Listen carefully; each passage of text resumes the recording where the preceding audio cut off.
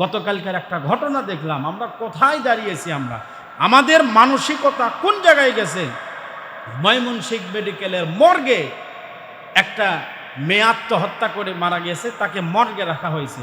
ওই মর্গের ভিতরে দায়িত্বশীল একটা ছেলে ওই মৃত নারীর সঙ্গে জেনা করেছে, নাউজুবিল্লাহ বলে। আজকে এই কারণেই কোরআনের শাসন আমরা কারা চাই না, কোন সমস্ত মানুষ কারা চায় না জানেন?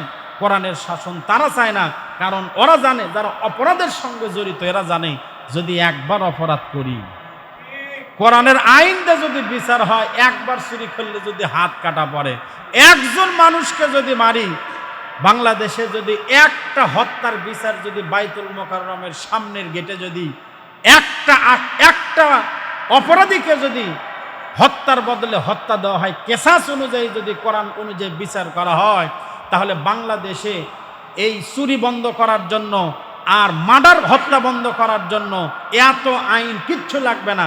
কোরআন থেকে এক আইন পাশ করেন, যারা চুরি করে ওই দিন থেকে তওবা করে মসজিদে আসা শুরু করবে। জোরে বলেন কথা ঠিক কিনা? মানুষ মারা দূরের কথা, কেসাসেই রয়েছে মানুষের জন্য জীবন।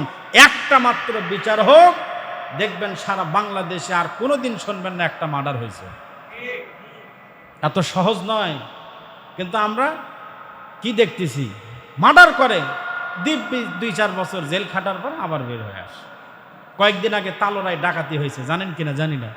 ডাকাতি হয়ে একটা বুড়ি মহিলাকে বাড়িতে থাকে, তাকে হত্যা করছে, অনেক কিছুই নিয়ে গেছে। যাই হোক, দেশের আপনার স্বাধীনতা এবং নিরাপত্তা এটা সবার জন্য অধিকার নিশ্চিত করতে হবে। শুনলাম যারা ডাকাতি করছে এরা কয়েকদিন আগেই ডাকাতি করে জেলখানা ঢুকছিল, কয়েকদিন আগে 1-8 সপ্তাহ আগে ডাকাতির মামলায় জেলে ঢুকলো, বের হয়ে আবার এসে ডাকাতি করছে। এই বিচার বাংলাদেশে যতদিন থাকবে এই বিচারে কোনোদিন কাজ হবে না। কোরআন দিয়ে বিচার হোক। দেখেন এত বিচার করা লাগবে কেন?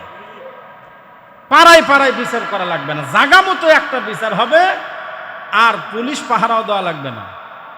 অপরাধী নিজেই চিন্তা করবে, যে মার হয়েছে আমি যদি কাউকে আবার হাত তুলি তাহলে তো আমার অবস্থা খারাপ হয়ে যাবে।